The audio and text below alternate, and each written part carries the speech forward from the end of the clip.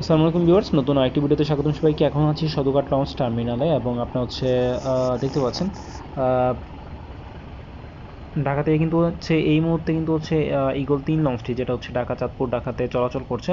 লঞ্চটি কিন্তু ছেড়ে দিয়েছে চাঁদপুরের উদ্দেশ্যে।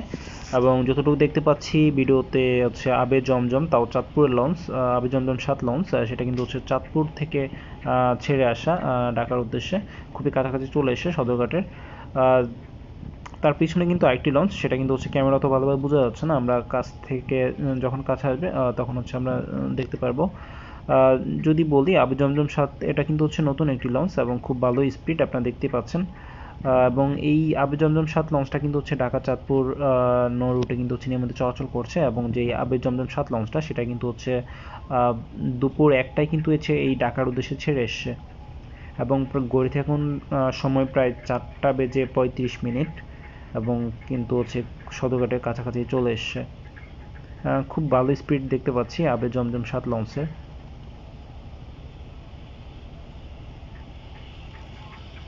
আপনাদেরকে আরেকবার বলে রাখি যে আবে জমজম 7 যে লঞ্চটা আছে, এটা কিন্তু সদরঘাট লঞ্চ টার্মিনাল থেকে রাত 11:23 কিন্তু চাঁদপুর উদ্দেশ্যে ছেড়ে যায় এবং চাঁদপুর থেকে কিন্তু দুপুর 1টায় কিন্তু ঢাকার উদ্দেশ্যে চলে আসে।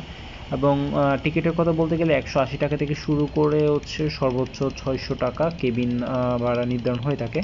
সেটা সময়োপযোগী ব্যাপার, যে কোনো সময় কম বেশি হতে পারে। যেহেতু নতুন একটি লঞ্চ, আবে জমজম 7 লঞ্চ, এই আমরা এখন দেখতে পাচ্ছি যে তার পিছনেই কিন্তু যে রাজারহাট বি লঞ্চটি আছে, সেটি আমরা দেখতে পাচ্ছি। এটা কিন্তু আগে ঢাকা ইলিশা ভোলা রুটে চলাচল করতো, বর্তমানে কিন্তু ঢাকা দুলিয়া নাজিরপুর নৌ রুটে কিন্তু চলাচল করছে। ঢাকা নাজিরপুর লালমোহন নৌ রুটে কিন্তু চলাচল করছে এই রাজারহাট বি লঞ্চ।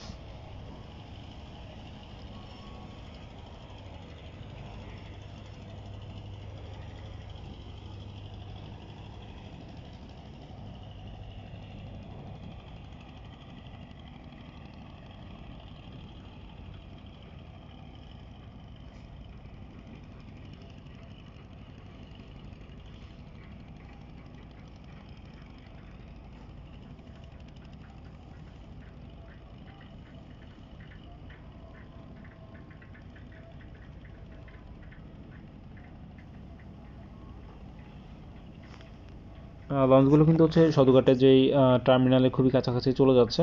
সো আজকে এতটুকুই ছিল যে এই লঞ্চগুলোর নিয়ে সর্বশেষ আপডেট। আশা করছি পরবর্তীতে অন্য কোনো লঞ্চের ভিডিওগুলো আপনারা দেওয়ার চেষ্টা করব।